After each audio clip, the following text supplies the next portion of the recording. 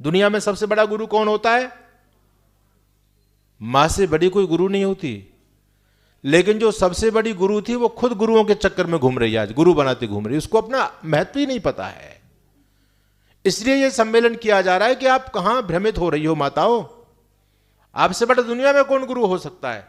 आप जो अपनी संतान को संस्कार दे सकती हो, उतना संस्कार दुनिया में कोई नहीं दे सकता। हमारा स्थान तो तीसरे नंबर पर आता है, हम तो तीसरे नंबर पर आते हैं, और हमारा स्थान तो समाज के निर्माण में कोई बहुत बड़ा नहीं है। अब इसलिए हमारा बड़ा माना जाता है क्योंकि दूसरे जो पहले नंबर पर लोग थे निर्माण करने वाले, दूसरे नंबर पर थे, उन्होंने निर्माण करना बंद कर दिया है, तो हम तीसरे वाले पहले नंबर पर आ गए।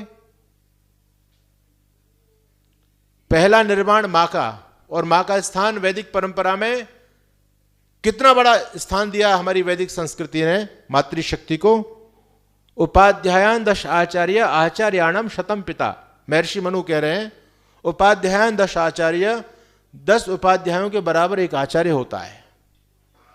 ये प्राचीन भारत की बात हो रही है, जब गुरुकुल परंपरा चलती थी तो गुरुकुल में पढ़ाने वाले आचार्य होते थे और उपाध्याय हुआ करते थे। आचार्य जो गुरुकुल का संचालन करते थे, मानो प्रिंसिपल, उपाध्याय यानी अध्यापक लोग। तो वहां यह बताया जा रहा है कि समाज के निर्माण में, संतान के निर्माण में किसका कितना योगदान है, किसका कितना रोल है।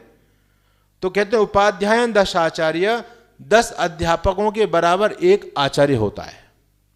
यानी जो 10 अध्यापकों का बच्चे के जीवन में प्रभाव पड़ेगा वो एक आचार्य का पड़ता है।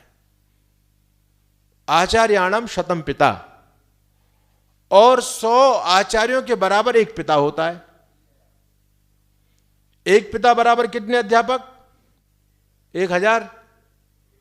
अब आप सोचिए पिता का महत्व कितना है संतान के जीवन में। 1000 अध्यापक एक तरफ और एक पिता अकेला एक तरफ है।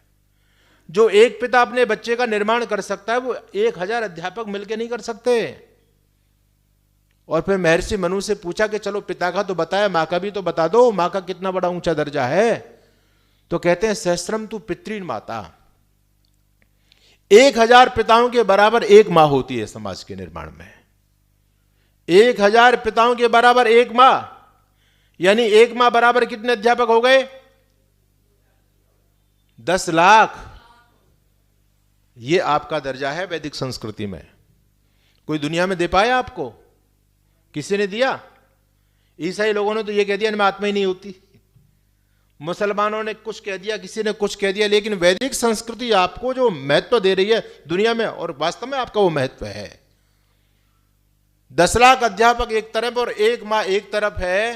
एक मां अपनी शिद्दत के साथ में जिस संतान को जो संस्कार देती है, 10 लाख ही नहीं पूरी दुनिया एक तरफ हो जाए उसको बिगाड़ने का प्रयास कर ले, लेकिन वो संतान कभी अपने पद से डगमगा नहीं सकती यदि मां ने उसको संस्कार देकर के उसका निर्माण किया है।